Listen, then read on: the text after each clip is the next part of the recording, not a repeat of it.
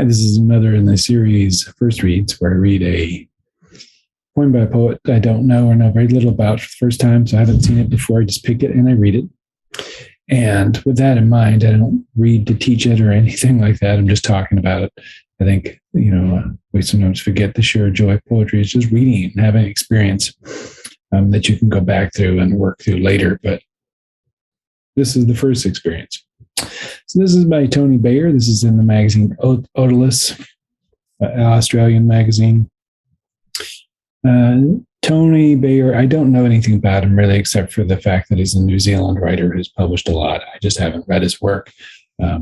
Shame on me for that, but there you go.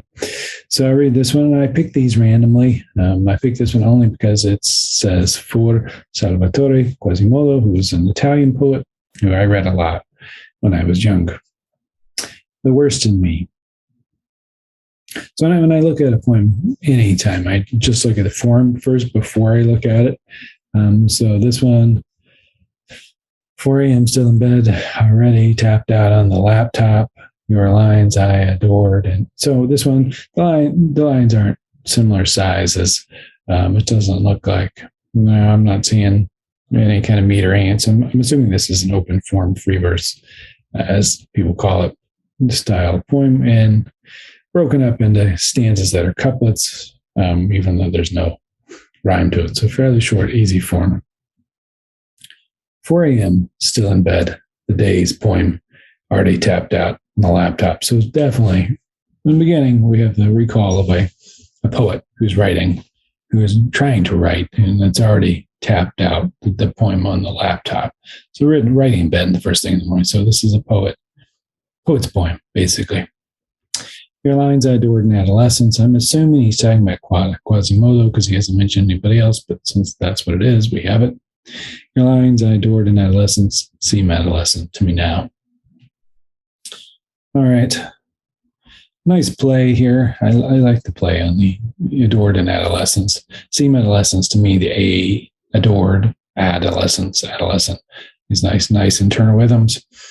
This kind of concept that what we found exciting as a young poets might not be what we find so exciting later on, or even that some poets call to us at certain points in our life and other poets call to us at other points. The kind of bombast that goes with a first mustache. And this kind of bravado that a lot of young poets have, like of their own, like greatness, their energy. He's saw that in Quasimodo.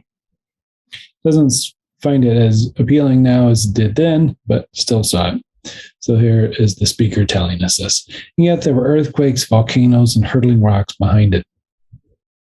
So he finds the poetry adolescent now when he goes back to read it, but he still sees this kind of energy of earthquakes and volcanoes and the hurtling rocks stuck behind it, this kind of first energy of, raw poetic joy throwing out. The whole energy of the green earth brought to bear in a small volume. This is, weirdly, I think this reminds me of the Keats's line, the poetry of earth is never dead, this kind of sense of, energy of the earth welling up and the poets connecting to it and spilling it out. And it might have seemed adolescent because it's a first go at it when Quasimodo was young, or this poet saw it and experienced it as this overflow, and it was exciting to the poet. It was the first kind of encounter with that. So there's not a lot of direction where to go beyond that, or even just really critique. It's just this homage to this poet read in youth that seems like a youthful poet to the speaker now, but somebody who's still, full of energy and the earth and all that, even if it does feel young to him. So a nice little homage poem. It's a fairly straightforward narrative poem. I don't see a lot of play around here. There's not a lot of crazy symbolism. There's not a lot of hidden meaning. There's not a lot of there's no parataxis where the lines, don't connect or anything like that. A fairly straightforward poem. And the one thing I wonder about its title, The Worst in Me. Not sure what to make of that in itself. The worst in me is, looking at this poet and seeing that it's adolescence as the worst in me. Like this memory of it or writing like that might have been the worst in me, or looking back now and saying that the poet seems adolescent might be a loss in itself. I'm not really sure what to make of the title. The poem seems fairly straightforward, and the direction of this for Salvatore Quasimodo helps with it.